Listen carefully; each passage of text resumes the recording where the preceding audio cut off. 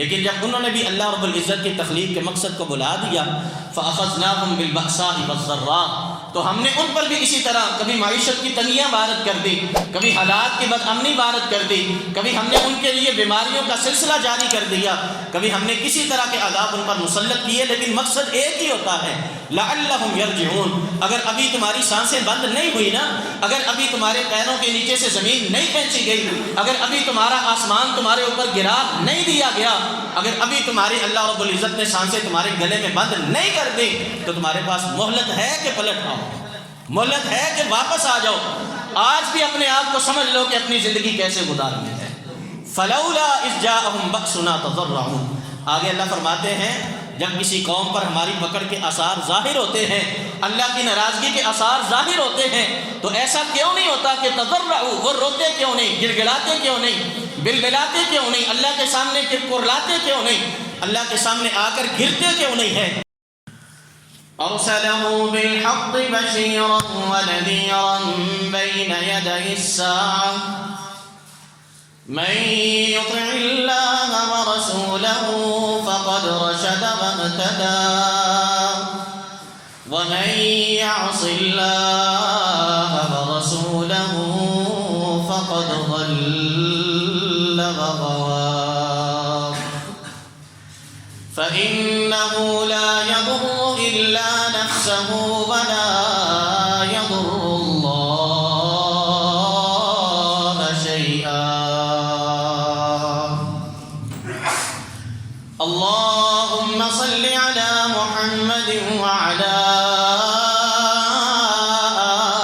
آل محمد كما صليت على إبراهيم وعلى آل إبراهيم إنك حميد مجيد اللهم بارك على محمد وعلى آل محمد كما باركت على إبراهيم وعلى آل إبراهيم إنك حميد مجيد أما بعد فأعوذ بالله من الشيطان الرجيم بسم الله الرحمن الرحيم وذا النون إذ ذهب مغاضبا فظن أن لن نقدر عليه فنادى في الظلمات أن لا إله إلا أنت سبحانك إني كنت من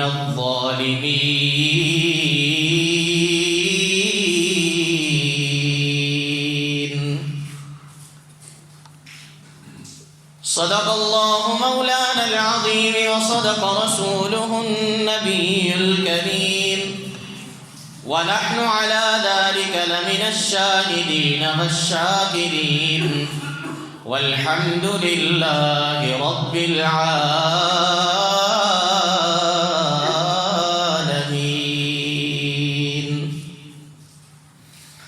حضرات دی وقار، محترم بزرگوں، نوجوان ساتھیوں،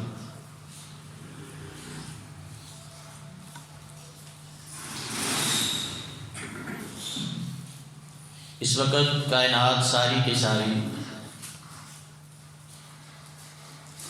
جن مشکلات کا شکار ہے اور جس مصیبت کا شکار ہے، اس سے ہم سبھی افراد واقف ہیں، ہمارے علم میں ہے۔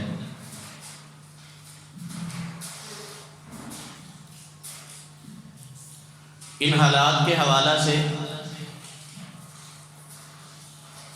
ہماری ذاتی سوچ اور ہمارے سمجھدار اور عقل مند اور دانا تبصرہ نگار، تجزیہ نگار جو بھی تجزیہ کریں، نتیجہ نکالیں، نچوڑ نکالیں کہ یہ اس وجہ سے یا اس وجہ سے یا اس وجہ سے، وہ اپنی جگہ لیکن اس پوری کائنات کا جو خالق اور مالک ہے اللہ رب العزت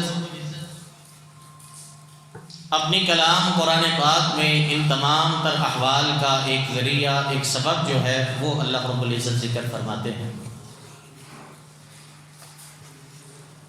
کہ یہ دنیا ہم نے پیدا کی، دنیا میں مخلوقات کو ہم نے پیدا کیا، اور پیدا کرنے کے بعد اسے شکر بے مہار کی طرح چھوڑ نہیں دیا، بلکہ اس کو بتلایا کہ تمہیں دنیا یہ زندگی کس لیے ملی ہے، اور تم نے زندگی کے ان ایام کو، اوقات کو کس انداز کے ساتھ گزارنا ہے اور پھر ہمارے پاس واپس آنا ہے۔ لیکن انسان کی عجیب فطرت ہے، اَيَحْسَبُ الْإِنسَانُ أَن يُتْرَكَ سُدًى، کہ یہ ذہن میں بٹھا لیتا ہے کہ کون مجھے پوچھنے والا، کون میرا نگران، میری زندگی، میرے مسائل، میرے معاملات، میرے اپنے خیالات، میری اپنی مرضی۔ یہ اپنی زندگی اس ڈگر پہ چل کر نہیں گزارتا کہ یہ کسی کے احکامات کا پابند ہے اور اس نے کسی کے آگے جواب دینا۔ یہ سمجھتا ہے یہ وقت میرا ہے، میں جیسے چاہوں اس کو گزاروں اور جیسے چاہے اس کے بارے میں فیصلہ کروں۔ اور جب بھی دنیا کے اندر یہ طریقہ کار انسان اختیار کرتا ہے تو اللہ اپنا اصول اور اپنا قانون ایک اس پہ لاگو کرتے ہیں۔ فَلَنُذِيقَنَّهُم مِّنَ الْعَذَابِ الْأَدْنَىٰ دُونَ الْعَذَابِ الْأَكْبَرِ لَعَلَّهُمْ يَرْجِعُونَ۔ پھر ہم اس انسان کو مختلف قسم کے چھوٹے عذاب اس کے اوپر مسلط کر کے اس کو جھنجھوڑتے ہیں، اس کو جھٹکے دیتے ہیں، اس سے پہلے کہ ہم اس پر کوئی بڑا عذاب مسلط کریں،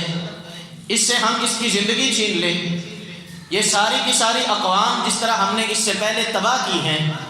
ان تمام اقوام کو تباہ کرنے سے پہلے، برباد کرنے سے پہلے، ان کو صفحہ ہستی سے مٹانے سے پہلے ہم نے چھوٹے چھوٹے جھٹکے ان کو بھی دیے۔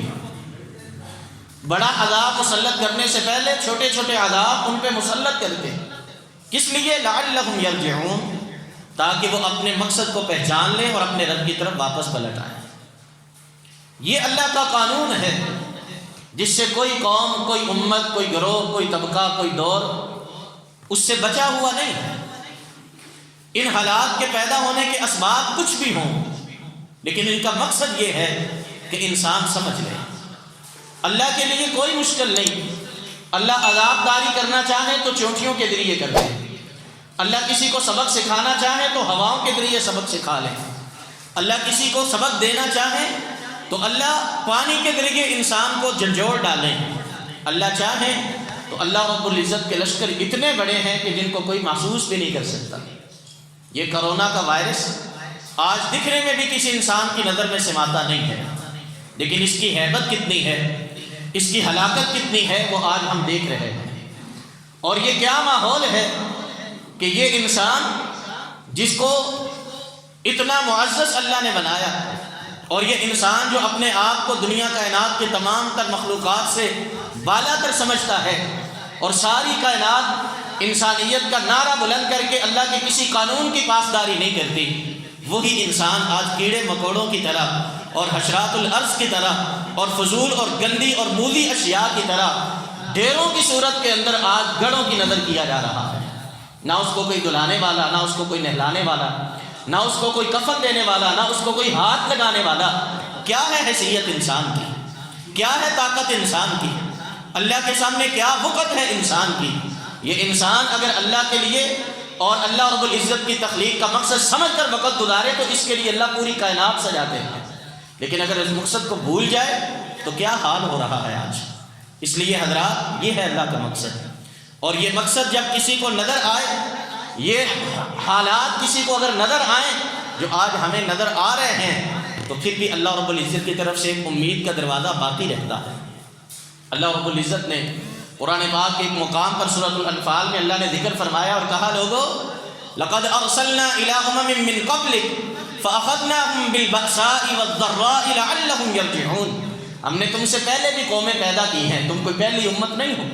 تم اس دنیا کے اندر بسنے والے کوئی پہلے انسان نہیں ہو، تم سے پہلے بھی اقوام آئی ہیں، بڑی بلند و بالا، طاقت والی، قوت والی، عروج والی، وسائل والی اور بڑی بڑی مہارتوں والی اقوام آئی ہیں، جن کے تم پاس بھی نہیں اور جن کے تم مقابلے میں کھڑے بھی نہیں ہو سکتے۔ لیکن جب انہوں نے بھی اللہ رب العزت کی تخلیق کے مقصد کو بلا دیا، فَأَخَذْنَاهُمْ بِالْبَأْسَاءِ وَالضَّرَّاءِ، تو ہم نے ان پر بھی اسی طرح کبھی معیشت کی تنگیاں وارد کر دی، کبھی حالات کی بد امنی وارد کر دی، کبھی ہم نے ان کے لیے بیماریوں کا سلسلہ جاری کر دیا، کبھی ہم نے کسی طرح کے عذاب ان پر مسلط کیے، لیکن مقصد ایک ہی ہوتا ہے، لعلہم یرجعون۔ اگر ابھی تمہاری سانسیں بند نہیں ہوئی نا، اگر ابھی تمہارے پیروں کے نیچے سے زمین نہیں کھینچی گئی، اگر ابھی تمہارا آسمان تمہارے اوپر گرا نہیں دیا گیا، اگر ابھی تمہاری اللہ رب العزت نے سانسیں تمہارے گلے میں بند نہیں کر دی، تو تمہارے پاس مہلت ہے کہ پلٹ آؤ، مہلت ہے کہ واپس آ جاؤ۔ آج بھی اپنے آپ کو سمجھ لو کہ اپنی زندگی کیسے گزارنی ہے۔ فلولا اذ جاءهم بأسنا تضرعوا،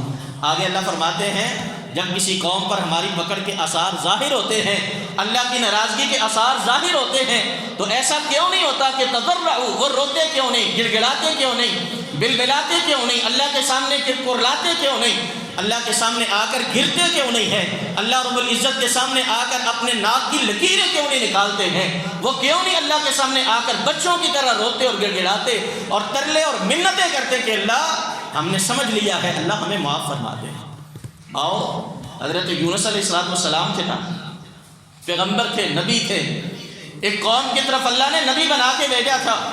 حضرت یونس علیہ السلام اللہ رب العزت نے قوم کی طرف نبی بنا کے بھیجا، قوم بات نہیں مان رہی، سمجھا رہا ہے نہیں مان رہی، سمجھا رہا ہے نہیں مان رہی، تکذیب بھی کرتی ہے، مذاق بھی اڑاتی ہے اور تکلیف بھی دیتی ہے، اذیت بھی دیتی ہے۔ یہاں جگہ کم ہے تو اوپر حال میں جگہ موجود ہے، باپ ادھر آئے۔ اللہ رب العزت نے بھی حکم نہیں دیا تھا، حضرت یونس علیہ السلام قوم چھوڑ کے نکل گئے کہ ان کے ساتھ میں نے رہنا ہی نہیں۔ اللہ فرماتے ہیں میں نے ابھی ان کو جانے کا حکم دیا نہیں تھا۔ وَظَنُّونَ إِذْ ذَهَبَ مُغَاضِبًا فَظَنَّ أَن لَّن نَّقْدِرَ عَلَيْهِ فَنَادَىٰ فِي الظُّلُمَاتِ۔ یونس علیہ السلام اپنی قوم سے ان کو چھوڑ کر نکل گئے، اللہ رب العزت کو عمل پسند نہیں آیا، اللہ رب العزت نے کہاں پہنچا دیا؟ مچھلی کے پیٹ میں، کھانے کے لیے کچھ نہیں، پینے کے لیے کچھ نہیں، ملنے کے لیے رشتہ دار، احباب، دوست، تعلق والے نہیں ہیں۔ جس طرح آج ہمیں محبوس کیا جا رہا ہے، ہمارے تو گھروں میں پھر بچے موجود ہیں، ہمارے رشتہ دار، ہمارے قریبی گھر والے افراد موجود ہیں، کھانے پینے کا سامان موجود ہے۔ جس طرح حضرت یونس علیہ السلام کو اللہ رب العزت نے مچھلی کے پیٹ میں بند کیا تھا، ویسے کسی کو بند نہیں کیا جا رہا۔ اور اللہ رب العزت کیا فرماتے ہیں؟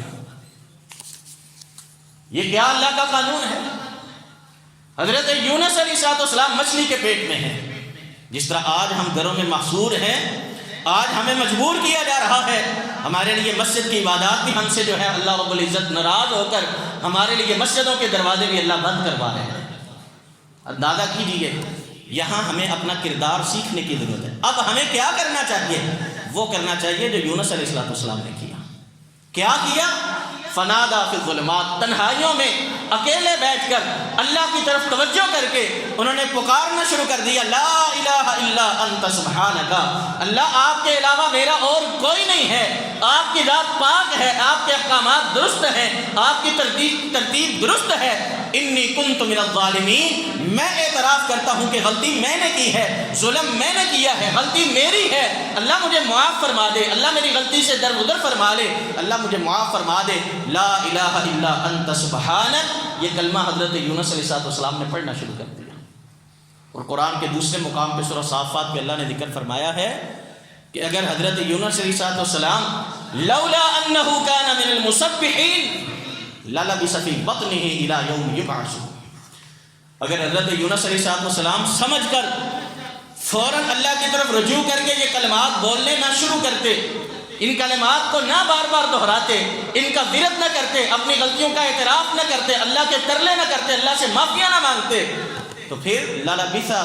فی بطنہ الی یوم یبعثون، پھر دنیا کی کوئی طاقت مچھلی کے پیٹ سے حضرت یونس علیہ السلام کو نکال سکتی نہ۔ ہم نے بھی اگر نکلنا ہے، سابقہ زندگی کی طرف واپس جانا ہے، ہم نے بھی اگر اپنی نعمتیں واپس لینی ہیں، اپنی معیشت واپس لینی ہے، کاروبار واپس لینا ہے، اپنی زندگی کے تمام تر آسائشات کو واپس لینا ہے، تو آئیے گھروں میں بند ہو کر ٹی وی کی نظر وقت نہ کریے، رسائل کی نظر نہ کریے، باہم گفتگو کی نظر نہ کریے، اللہ کے قانون کو سمجھیے کہ اللہ اس وقت ہمیں کیا دیکھ رہے ہیں۔ اللہ دیکھ رہے ہیں، بندے کو سمجھ آئی ہے کہ اس کے ساتھ یہ کیوں ہو رہا ہے،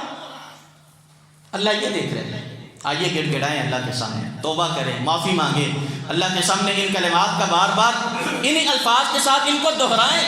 نبی پاک صلی اللہ علیہ وسلم سے کسی نے پوچھا تھا، اللہ کے رسول صلی اللہ علیہ وسلم یہ کلمات حضرت یونس علیہ السلام کے لیے خاص تھے یا سب کے لیے؟ فرمایا تمام امت کے لیے اللہ رب العزت نے ان کلمات کا یہی اثر رکھا ہے۔ آگے پڑھے نہیں، وَكَذَلِكَ نَنْجِي الْمُؤْمِنِينَ، جب حضرت یونس علیہ السلام نے کلمات کو دہرایا، فَاسْتَجَبْنَا لَهُ فَنَجَّيْنَاهُ مِنَ الْغَمِّ، تو جس غم اور پریشانی کی کیفیت میں وہ پھنس گئے تھے، ہم نے ان کلمات کے بولنے کی وجہ سے اس سے ان کو نجات دے دی۔ وَكَذَلِكَ نُنْجِي الْمُؤْمِنِينَ، اور جو بھی مومن بندہ اللہ پر ایمان رکھتے ہوئے ان کلمات کو دہرائے گا، اسی کو ہم اس طرح کی ہر مشکل سے نجات دیں گے۔ اس لیے حضرات ان کلمات کو یاد کریں، پڑھیں لا الہ، سارے احباب پڑھیں لا الہ الا انت سبحانک انی کنت من الظالمین، لا الہ الا انت